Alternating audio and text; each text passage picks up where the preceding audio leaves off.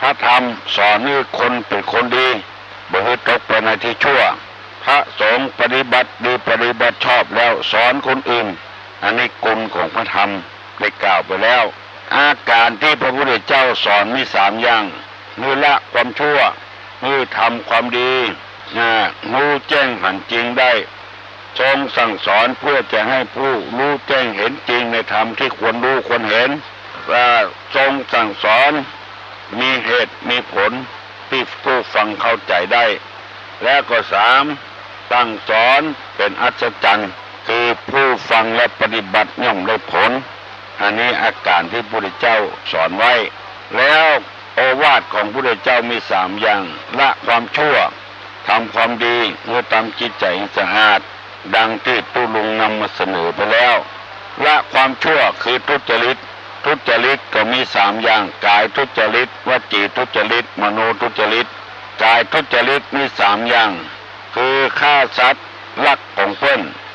และประพฤติผิดในกามวจีทุจริตมีอยู่4พูดเท็จพูดส่อเสียดพูดเพ้อเจ้อพูดคำหยาบพูดเพ้อเจ้อแล้วมโนทุจริตมี1อยากได้ของเขา2ปองร้ายเขามีพยาบาท3หันผิดจากคำนองของธรรมแล้วสุจริตก็มี3อย่างเดียวกันคือประพฤติชอบด้วยกายเรียกว่ากายสุจริตวจีด้วยวจีสุจริตมโนสุจริตกายสุจริตมี3เว้นจากฆ่าสัตว์เว้นจากการลักทรัพย์เว้นจากการประพฤติผิดในกามวจีสุจริตมี4เว้นจากพูดเท็จพูดส่อเสียดพูดคำหยาบพูดเพ้อเจ้อมโนสุจริตก็มี3กายกรรม3วจีกรรม4มโนกรรม3ไม่อยากได้ของเขาไม่พยาบาทปองร้ายเขาเห็นชอบตามทำนองของธรรมอันนี้ได้เสนอไปให้แก่พี่น้องทั้งหลายแล้ววันนี้จะเอาคำว่าอกุศลมูลคือรากเหง้าของอกุศลคือความบดีนะเรียกอกุศลมีอยู่3 อย่างคือ1โลภอยากได้2โทสะคิดประทุษร้าย3โมหะหลงไม่รู้จริงอันนี้เรียกว่าอกุศลมูลนี่แปลว่าไม่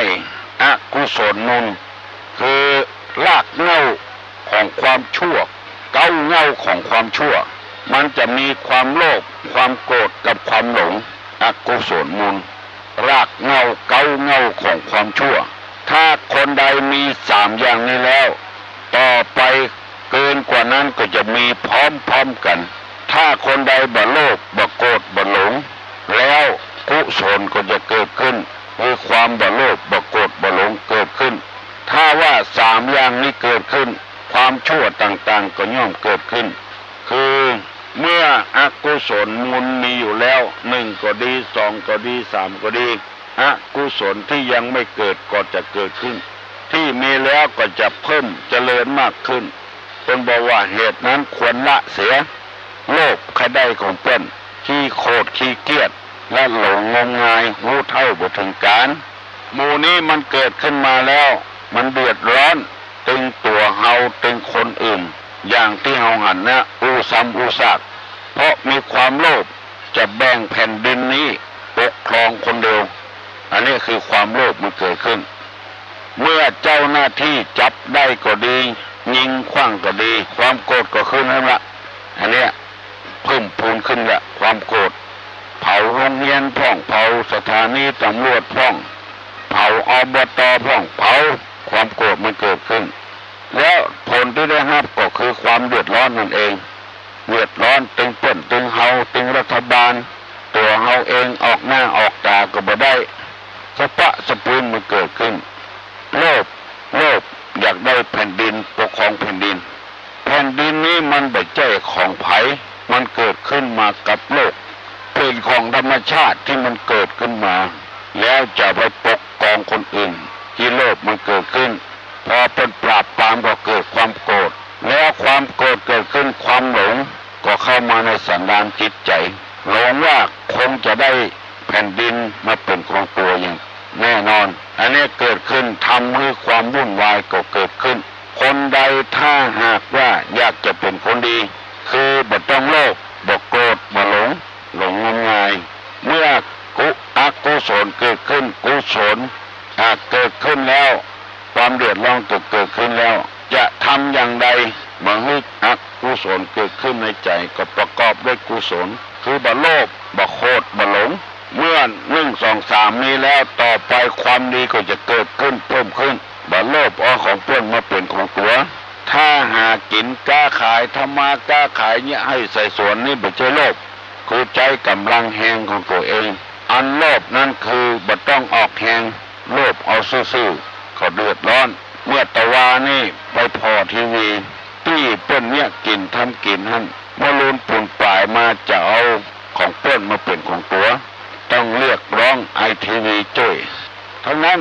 เอาน้ำมันเบนซินราดตัวคนและเผาตึงดิบก็เพราะความโกรธอกุศลมูลมันเกิดขึ้นความโกรธและความหลงว่าถ้าเนี่ยแล้วตัวเองจะปล้นโตดจะหนีเหี้ยหมู่นี้ก็ความหลงหมู่นี้มันเกิดขึ้นในใจไผ่แล้วผู้พยายามเอาออกแล้วจะได้เป็นคนดีคนดีด้วยเพื่อนว่ากุศลใดที่ยังไม่เกิดก็จะเกิดขึ้นที่เกิดขึ้นแล้วก็จะเจริญมากขึ้นเหตุนั้นควรให้มีในสันดานคือความบ่โลภบ่โกรธบ่หลงเนี่ยคือมีในสันดานมีในจิตในใจของใครของมันเตอะวันนี้ตู้ลุงได้นำเอาเรื่อง2เรื่องมาเสนอกับพี่น้องทั้งหลายแถมสกรรมจะถามเรื่องอกุศลคืออะไรกุศลคืออะไรอกุศลคือรากเหง้าของความชั่วกุศลรากเหง้าของกุศลคือความดีอกุศลคือความไม่ดีกุศลคือความดีรากเหง้าของความชั่วเก้าเหง้ามันมีอยู่3อย่างโลภโกรธหลงเก้าของความดีมีอยู่3อย่างไม่โลภไม่โกรธไม่หลงถ้ามีแล้วกุศลอื่นก็จะเกิดขึ้นอันนี้นำมาเสนอให้พี่น้องวงศาคณาญาติทั้งหลายฟังต่อไปจะเอากรรมคนบักเก่าเป็นเล่าไว้มาเสนอให้พี่น้องทั้งหลายได้ฟังเป็นคำสั่งคำสอนไปในตัวเพื่อจะเกิดจะเกินให้ผู้ฟังทั้งหลายบ่ให้เป็นคนชั่วบ่ให้เป็นคนห้ายบ่ให้เป็นคนขาดให้เป็นคนดีของดีอยู่ที่ไหนอย่างเพชรอย่างพลอยเนี่ยอยู่ในหินอยู่ในดินปุ่นลึกปันใดเขาก็ไล่ขุดเอาอยู่แร่ทองคำแก้วเพชรนินจินดาเป็นขุดเป็นโคนเอาอยู่ธรรมะก็เช่นเดียวกันถ้าคนไปปฏิบัติได้เพิ่นก็ขุดก็โคนออกมาว่าเป็นคนดีใครให้เป็นแก่ใครให้เป็นแคว้นใครให้เป็นอบต.อย่าได้ช่วยบ้านช่วยเมืองขอให้เอาธรรมะมาใจให้ก่อนเพิ่นจึงจะแต่งตั้งให้เป็นคนดีกรรมที่ตุลุงบอกเมื่อ2-3 วันแล้วว่าบัดนี้ติดกระแสติดทางน้ำอย่าไปแดดแผ่คูตวานคือขยายประตูขยายอำนาจตัวเก่าอย่าไปลวนผนมคือเอาที่เอาตางของเปิ้นสาธารณะมาเป็นของตัวอย่าไปถมสมุดคือถมที่แล้วมาแปลงบ้านตลอดถึงทับถมคุณงามความดีของพ่อของแม่ของครูบาอาจารย์ผู้ได้สั่งได้สอนมาตั้งแต่ออดแต่อ้อนมาที่เราได้กินเงินเดือนอยู่ถึงวันนี้ได้มีงานทำเพราะไผ่ต้องโค่นเอามาอย่าไปทับถมเปิ้นถ้าทับถมเปิ้นนี่เป็นคนบดีกรณีเช่นนี้มีเพื่อนของตุลุงอยู่จังหวัดเชียงรายเล่าให้ฟังว่ามีหนานคนหนึ่งซิกไปเป็นครูได้กินเงินเดือนเพราะว่าเมื่อเป็นผู้เจ้าได้ศึกษาเราเรียนเพื่อนของตุลุงก็ไปถามว่าหนานประเดี๋ยวนี้เป็นครูกันครับเป็นครูได้ซีอย่างแล้วซี3นี่นะท่านผมกินแหนงเงาไปเงาอยู่วัดได้เป็นหัวกี่ปีเพื่อนของตุลุงว่าโอ้ไอ้นี่มันถมสมุดมันได้เป็นครูสอนถึงวันก็เพราะว่ามันอยู่วัดได้เรียนในวัดยังว่ามันเงาอยู่ในวัดทำอันเนี้ยคบไปได้ละคนอย่างนี้ได้ดิบได้ดีจากวัดไปกินข้าวอุ่นแกงร้อนของชาวบ้านจนได้ซิกออกไปได้เป็นครูบาอาจารย์ก็ยังมาว่ามาเงาอยู่วัดอยู่ อันเนี้ยคนอย่างเงี้ยคบมาได้ละคนใดคบคนอย่างนี้แล้วก็เดือดร้อนไปตามกันหมดคบคนอย่างนี้คนดีนี่เป็นจะนึกถึงบุญคุณของพ่อของแม่เฮาได้อยู่ได้กินเงินเดือนถึงวันเนี้ยไผเป็นคนส่งไผเป็นคนแนะนำเอาต้องโค่นออกมาจะไปถมคุณงามความดีของพ่อของแม่นี่ว่าถมสมุติวันนี้จะได้นำเอาคำว่าพุทธรณีติดกระแสแพร่ตอนร้อนพนมถมสมุติวันนี้พุทธรณีนั่นคืออะไรคือขุดขี้ดินธรณีนี่หมายถึงขี้ดินพื้นแผ่นดินนี้แล้วไปขุดเปิ้นคำว่าขุดธรณีตัวนี้นี่บ่ได้หมายถึงว่าบกดินขุดดินจะเอาปลูกลำไยปลูกมะม่วงบ่ใช่อย่างนั้นขุดธรณีตัวนี้นี่หมายถึงว่าบกเอาหัวใจพระพุทธรูปบกธาตุเจาะเจดีย์ไปโค่นเอาของดีหัวใจธาตุเอาไปขายอันนี้เขาบอกขุดธรณีเป็นว่าบดีมันมีก็ปล่อยมันมีนั่นนะแล้วก็มีหลายคนกินเหมือนชิบหายหมดตัวก็ตายไปตัวแถมก็จะบกเอาธาตุบกเอาหัวใจพระพุทธรูปหมู่นี้มันเจริญรุ่งเรืองตึงจัดนี้ตึงจัดหน้าพาธนาเกิดมาเป็นคนจัดเดียวถ้ามาส่งเคราะห์คุณธรรมกอกหมู่นี้ธรณีนี่แผ่นดินนี่เหมือนกับแม่เหมือนกับพ่อผู้บังเกิดเก้าแม่นี่เหมือนกับแผ่นดินพ่อก็เหมือนกับแผ่นดินนี้จะขี้ก็ใส่ก็ได้จะเนี้ยวก็ใส่ก็ได้จะมาแปลงพระพุทธรูปไว้ก็ได้เอามาแปลงดินขี้ก็ได้ทุกอย่างแม่กับพ่อนี่ก็เหมือนแม่ธรณีลูกจะขี้ใส่ตักจะเยี่ยวใส่ตักทนเอาได้ทุกอย่างเพื่อลูกเพราะลูกโบบางคนนี่พ่อแม่ยังมาตายเตื้อเอาทรัพย์สมบัติของพ่อของแม่ไปขายอันเนี้ยคือขุดธรณีไปแบ่งกันอย่างน่าซื่อพุ่นทั้งนี่ไปเจอของตัวบางทีก็กลัวไปได้ฆ่าพี่ฆ่าน้องให้ก่อนเพื่อจะได้ทรัพย์สมบัติของพ่อของแม่คนเดียวอันนี้ก็คือขุดธรณีไม่แถมนักหนาป้าป้านเอาของเปิ้นมาเป็นของตัวทรัพย์สมบัติของพ่อของแม่เอาแบ่งให้แล้วเอาไปขายกินยังหมดบ่เหลือสักน้อยพ่อแม่ยังมาตายด้วยเลี้ยงพ่อเลี้ยงแม่เลี้ยงโดยจมโดยเบือดโดยด่าโดยที่เขาได้อยู่ได้กินเพราะไผ่ถึงแบบเจ้าพ่อเจ้าแม่ก็ตามด้วยคนอื่นก็ตามเถอะอันนี้เขาบอกขุดธรณีขุดหัวใจพระเจ้าไปขายขุดธาตุขุดเจดีย์อันนี้เขาขุดธรณีหมด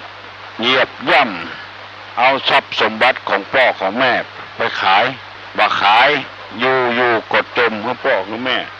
ด่าพ่อด่าแม่ขุดค้นเอาความดีของตัวมาทับถมพ่อของแม่ความดีของพ่อของแม่ที่สร้างให้ตัวนั้นบักคำนึงมาคิดถึงท่านผู้ฟังทั้งหลายได้ฟังตุลุงว่ามานี้แล้วพยายามหักจิตหักใจเนอะอย่าไปเนี่ยอย่างอันมันบ่ดีอันเนี้ยเป็นว่าความมันคิดกับตัวมดเรื่องอ่ะมันถึงแบบเจริญรุ่งเรืองเนี่ยจะได้ก็ตามเถอะถึงมามีไผหูตัวเก่าคนหูคนเดียวติดกระแสแผ่ตอนวานพนมถมสมุทรขุดธรณีขุดวัดขุดวาขุดสถานที่สำคัญขุดเอาพระเจ้าขุดเอาของเก่าของแก่ในเจดีย์ในธาตุบกหัวใจพระพุทธรูปหมู่นี้จะเป็นคนชาติเดียวกันต่อไปเป็นสิงสารสัตว์ของใดที่เป็นกราบเป็นไหวเป็นเคารพนับถือเฮาบ่เคารพนับถือเฮาก็อย่าไปยุ่งกับเปิ้นอย่าไปว่าอย่างเปิ้นนับถือของเปิ้นก็ให้เป็นของเปิ้นเฮาจะไปขุดค้นไอ้อย่างต่างๆเอามาเป็นของตัวมาได้เอาของพ่อของแม่ไปขายกินนี่ขุดธรณีหมดลึกอันนี้นำมาเสนอพี่น้องศรัทธานาบุตรทั้งหลายส่วนมากคนเขานั้นจะสอนไปตังวิทยาศาสตร์คณิตศาสตร์เกษตรศาสตร์ศึกษาศาสตร์แต่ว่าธรรมศาสตร์นี่บักให้มีไผสอนทั้งที่ฟังง่ายปฏิบัติง่ายบ่ได้บกได้กุลอย่างมันก็ออกไม่ออกที่ฟังตุลุงกูเจ้านั้นตุลุงยินดีโดยเพราะว่าถามอันอย่างออกมาก็ตอบได้หมดดังที่ตุ ตุลุงนำเรื่องทุจริตกับสุจริต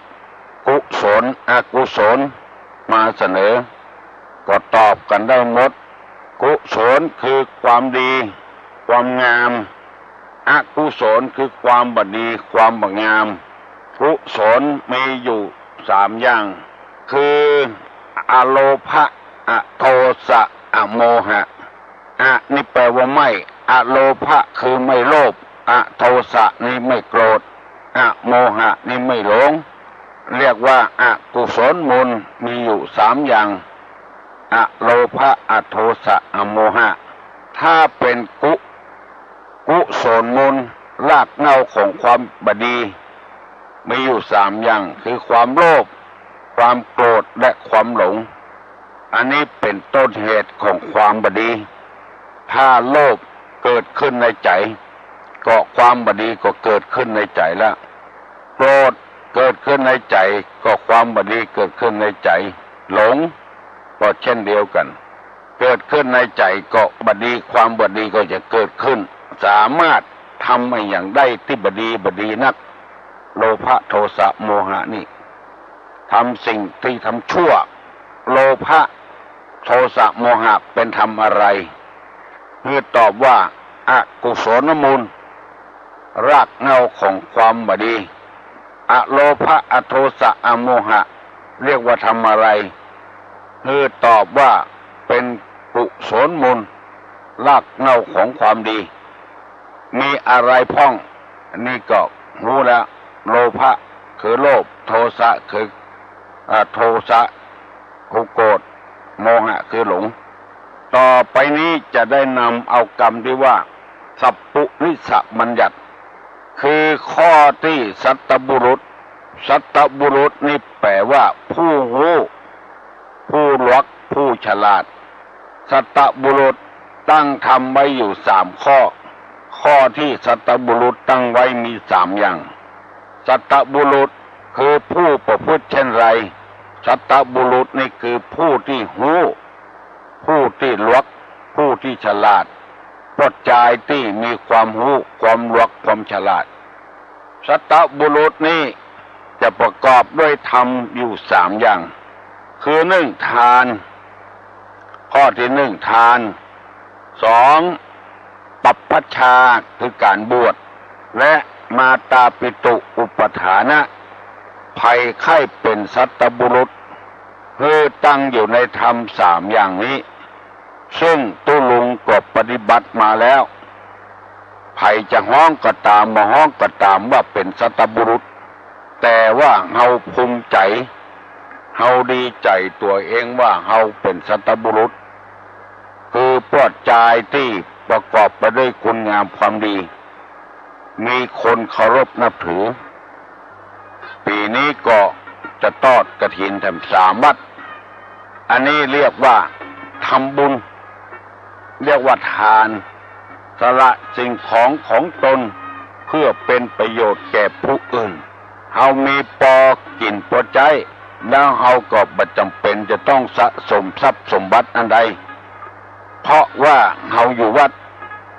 เมื่อจวนสถาทานเฮาก็ต้องทานเพราะว่าข้อบัญญัติของสัพพุริสะเพิ่นบอกไว้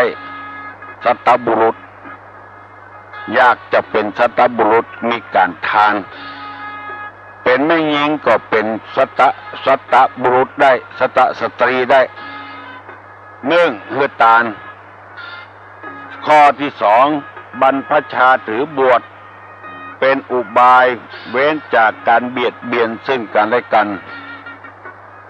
อันนี้ตุลุงก็ทำมาแล้วบวชเมื่ออายุ15 ปีบัดเดี๋ยวนี้ย่างเขา72แล้วบ่เคยศึกหาลาเพศ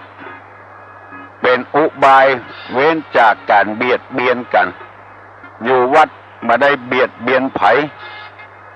ไปบิณฑบาตเมื่อเป็นเณรมาแล้วก็บ่เบียดเบียนไผใส่ก็ฮับเอาเหียไผบ่ใส่ก็แล้วไปเหียบ่ไปขอ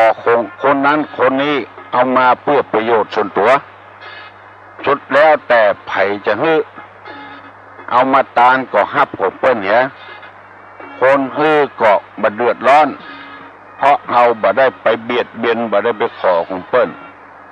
บ่ได้ไปบุกทุบตีไผอันนี้ฮ้องว่าบรรพชาถือบวชเป็นอุบายเว้นจากการเบียดเบียนซึ่งกันและกันศรัทธาก็บ่ไปเบียดเบียนไผใครมาก็มาบ่มาก็บ่มาทุดแล้วแต่ใจไผใจมันบ่ไปบังคับบัญชาไผเป็นคนมหาหน้าสักเตื้อตายไปเอาศพมาไว้วัดก็บ่ว่าอย่างกันอันนี้ฮ้องว่าบรรพชาถือบวชเฮาเป็นผู้เจ้าแล้วเว้นจากอุบายเบียดเบียนซึ่งกันและกันบ่เบียดเบียนไผ1ทาน2บรรพชาจำไว้เนอะบุญจะถามว่าสัพพุริสธรรมมีกี่อย่างนี่ตอบว่ามี3อย่าง1ทาน2บรรพชาถือบวช3มาตาปิตุอุปทานะมาตาปิตุอุปทานะแปลว่าปฏิบัติมารดาบิดาให้เป็นสุขปฏิบัติมารดาบิดาให้เป็นสุขมาตาปิตุอุปทานะอุปทานมาตาปิตุอุปทานะหรือมาตาปิตุอุปทานปฏิบัติบิดามารดาให้เป็นสุขเพราะว่าสัพพุริสะนี้จะต้องให้พ่อให้แม่มีความสุขอันนี้ตุลุงก็ปฏิบัติมาแล้วเมื่อมีชีวิตพ่อแม่ได้สบายกับตุลุงเพราะว่าลูกอยู่วัดดึงบอกไปหายไปขาดที่ไหนอยู่กับพระเจ้าพ่อแม่ก็สบายใจมีความสุขกับลูกยิ่งได้บวชได้เรียนเทศน้ำเทศธรรมได้ตอนเมื่อหนุ่มๆพ่อนี่จะไปโตยกุฏิกุตังตุลุงไปเทศที่ไหนก็ไปโตยไปเทศแม่แตกก็ไปโตยไปเทศเจดีย์แม่ครัวก็ไปโตยไปเทศตั้งสันปะตองก็ไปโตยเพราะว่ามีความสุขที่หันลูกได้เทศทำให้คนอื่นฟังคนอื่นฟังแล้วก็ซึ้งใจม่วนใจเพราะฉะนั้นไผ่ยังบ่มีให้เป็นสัตบุรุษก็คือปฏิบัติธรรม3อย่างนี้เรียกว่าสัตบุรุษหรือว่าสัพพุริสบัญญัติสัพพุริสธรรมสัพพุริสธรรมคือธรรมที่เป็นสัตบุรุษให้เป็นคนเป็นสัตบุรุษบ่ถึงขนาดบัณฑิตนักปราชญ์ตัวนะมอกสัตบุรุษเนี่ยก็เฮือตั้มอยู่ในธรรม3อย่างถ้าตุลุงถามว่าสัพพุริสธรรมมีกี่อย่างคือตอบว่ามี3อย่าง1ทาน2บรรพชา3มาตาปิตุอุปทานะแปลว่าปฏิบัติมารดาบิดาให้เป็นสุขตุลุงได้นำเอากรรมนี้มาเสนอเพื่อท่านทั้งหลายได้ฟังเพื่อเราจะได้เป็นสัตบุรุษมีคนเคารพมีคนนับถือมีพ่อก็สบายใจมีแม่ก็สบายใจตัวอยู่วัดศรัทธาก็สบายใจตัวอยู่บ้านตัวเจ้าก็สบายใจตัวเพราะมีธรรม3อย่างทานบรรพชาถือบวช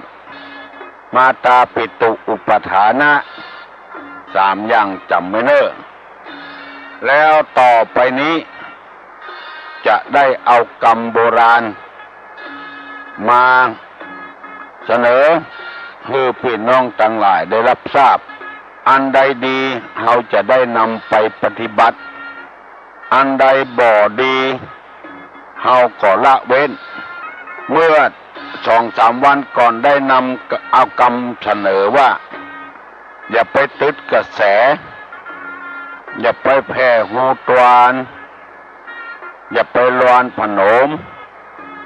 อย่าไปถมสมมุติอย่าไปขุดธรณีได้อธิบายกูอย่างแล้วตึดกระแสก็ตึดคุณงามความดีของเปิ้นจะได้ระเบิดเปิ้นได้แผ่ตวานคือแผ่ประตูเมื่อมันกว้างขวางออกไปแผ่อำนาจวาสนาของตัวในทางที่บทถูกบทต้องเป็นต้นว่าเป็นแก่บ้านหมาเฮาเขาใส่โอ้หมาตัวนี้แก่บ้านก็เฮาอันนี้เป็นต้นแผ่ตวานทวารก็คือประตูรานผนมคือของเปิ้นหุของตัวบุเอามาผสมประสานมาเป็นของตัวมดถมสมุทรคือถมสระน้ำเก่าแก่เอามาแปลงหอแปลงเรือนหรือทับถมคุณงามความดีของคนอื่นพ่อแม่เลี้ยงมาทับถมบุญคุณของพ่อของแม่หมดขุดคอธรณีขุดธรณีคือขุดวัดห้างขุดธาตุห้างขุดบกหัวใจพระเจ้าอันนี้ขุดธรณีหมายถึงขุดค้นเอาทรัพย์สมบัติของพ่อของแม่มาขายกินเปิ้นยังมีชีวิตอยู่ไปบังคับให้เปิ้นเอาโฉนดเอาที่ดินไปขายหรือไปจุพ่อจุแม่หมู่นี้เรียกว่าขุดธรณีอันสุดท้ายเรียกว่าคุยสมณะขุดธรณีและคุยสมณะหมายความว่าอย่างใดสมณะนี่ก็คือนักบวชเป็นพระฤาษีจีพรามก็เรียกว่าสมณะนักบวชเป็นแม่ชีบวชเป็นภิกษุณีก็นักบวชเป็นเน้นก็นักบวชเป็นพระเจ้าก็นักบวชแล้วอยู่บดายไปหาเรื่องใส่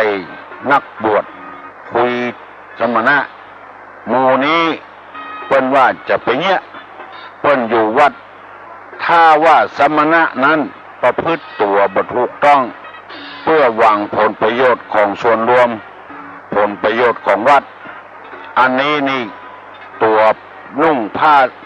เหลืองแท้ใจบ่เป็นผ้าเหลืองไล่ออกวัดได้พวกนี้เพราะว่าคนเอาพระเจ้าไปขายเอาเงินวัดไปเล่นหวยเอาเงินวัดไปซื้อรถมาใจเป็นส่วนตัวอันนี้บัจใจสมณะเพราะว่าเอาผ้าเหลืองมาตุ้มมาห่มมาได้แต่ว่าถ้าเปิ้นปฏิบัติดีปฏิบัติชอบไล่เปิ้นคุยเปิ้นดังที่เราเคยได้ยินเปิ้นปฏิบัติธรรมอยู่ในป่าไปไล่เปิ้นออกจากป่าแล้ว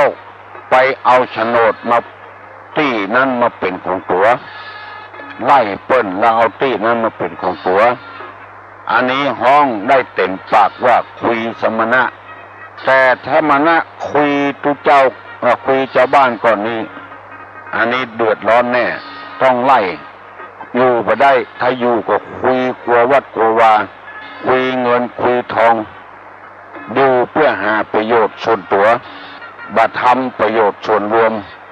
บัดทำวัดทำวาเงื้อเจริญรุ่งเรืองขึ้นนับวันจะถอยลงไปถึงวันศรัทธาก็บ่ใครชอบหนีไปตามที่อื่นหนีไปปฏิบัติธรรมอยู่ศาสนาอื่น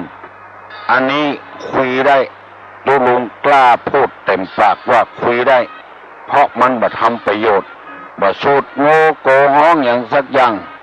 บ่ทำประโยชน์ในอย่างสักอย่างบ่เมตตาพาล้มไผสักอย่างอันนี้ก็ควรคุยได้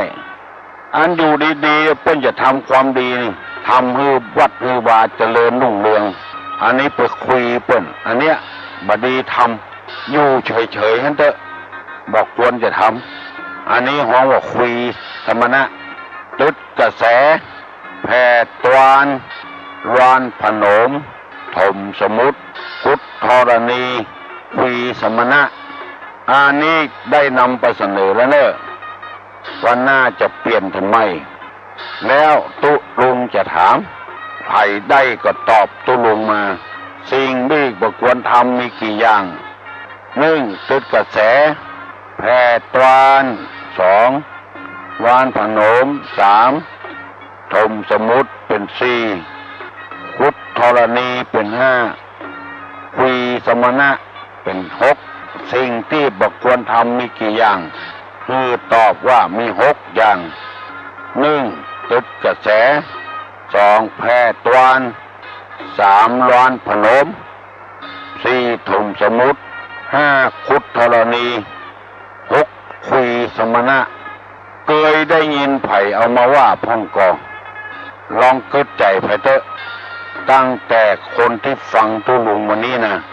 เกิดมานี่เคยได้ยินพ่องกอกถ้าเคยได้ยินก็แล้วไปถ้าบ่เคยได้ยินก็แสดงว่าเป็นโจกของคนฟังที่ตุลุงนำมาเสนอบุญรักษากุคนเนอสัพพิติโยวัจจันตุสัพพะโรโกวินัสสตุมาเตภวะตวนตาลาโยสุขีทีคายุโกภวะอภิวาทนะสีริสนิจังพุทธาปจายโนจตตารโลธรรมาวัฏันติอายุวันโนสุขังพลัง